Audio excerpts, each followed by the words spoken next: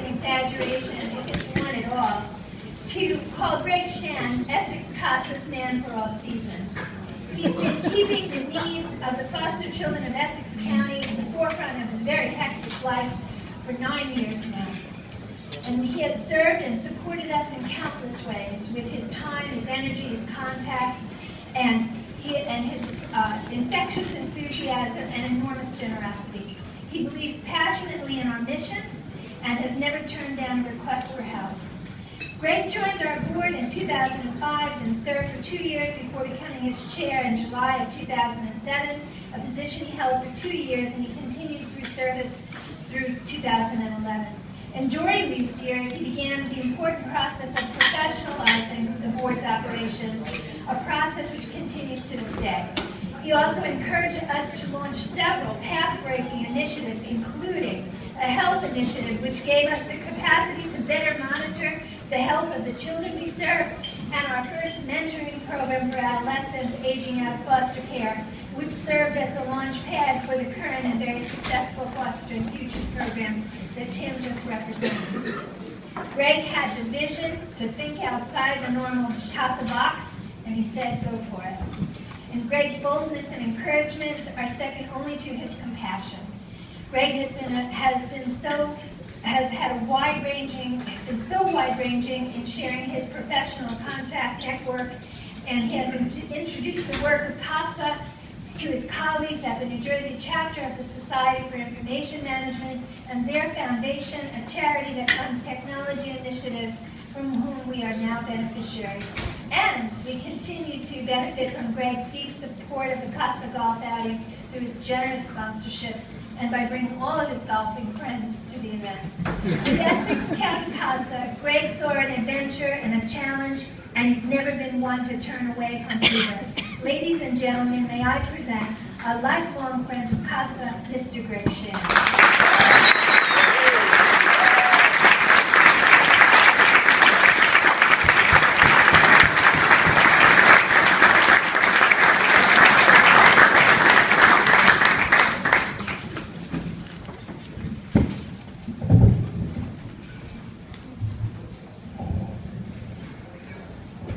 A lot of people have asked me over the years, either who I play golf with or who I've met in business, how did you get connected with CASA? And as Karen said, it actually started back in 2005 when I had met Karen at an event not dissimilar to this one. And she talked about the mission, and it really struck a nerve. The mission itself, though, actually predates 2005. It actually, what has touched my heart goes back more like probably close to 50 years. I was actually brought up, I was actually brought up not terribly here in a house with my parents and my 3 older siblings. And most people, as we were growing up, thought that our family was very much like what you would see on TV with Father or Ozzie and Harriet.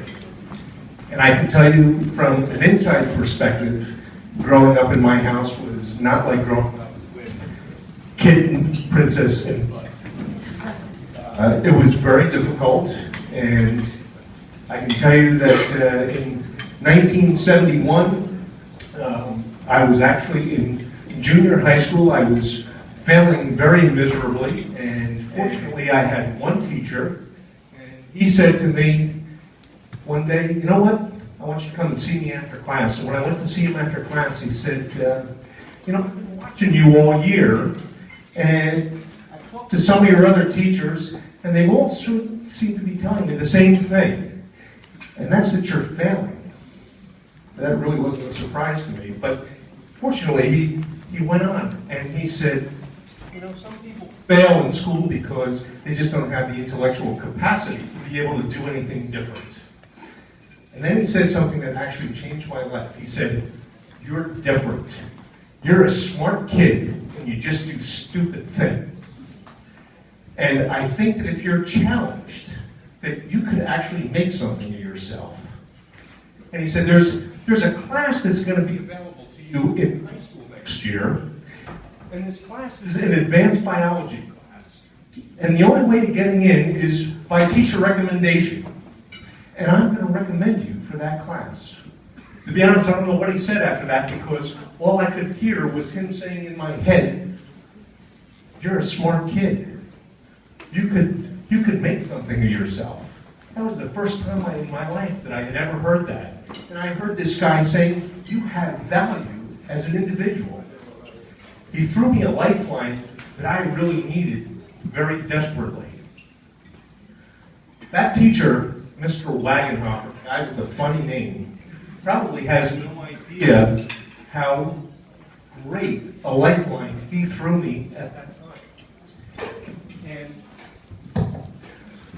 I think sometimes that we don't have an understanding of the impact that we can have on other people. I've talked to Karen, and I've talked to some of the other people on the CASA board, and I've talked about what we call the pond ripple effect. That effect being, if you don't know it, it's that our actions are similar to dropping a pond in the water, and the ripples that are created expand outward. And our actions that we take, we don't know always what the effects can be and how long-term those effects can be. And Mr. Wagenhofer didn't realize when he tossed that pebble into my pond what the long-term effects would be. Because certainly while he gave me that opportunity to take that course, and maybe I didn't immediately turn over and become a poster boy for making good life choices, that thread of hope that he gave me the ability to eventually turn my life around. What CASA does is they give people the ability to make choices, good life choices, to be able to change their lives. And that pond ripple effect is one that when we're working with those people and we help those people, we're not just helping the 620 kids who are served by CASA, but we're helping their families, we're helping their schools, we're helping Essex County as a community. And when that teacher helped me, he wasn't just helping me, he was helping me in my relationship eventually with my spouse and with my children, and it will also help with my children's children in terms of how they deal with it. See, there's a generational effect that goes on. So when you're here tonight and you're supporting CASA, you're making a choice. And that choice that you make, you can't underestimate the long-term effects. It is profound, the effect that it will have on a child and on their children, on their families, and on their community. So, you know what? When you take out your checkbook tonight, think about that pond ripple effect. Thank you.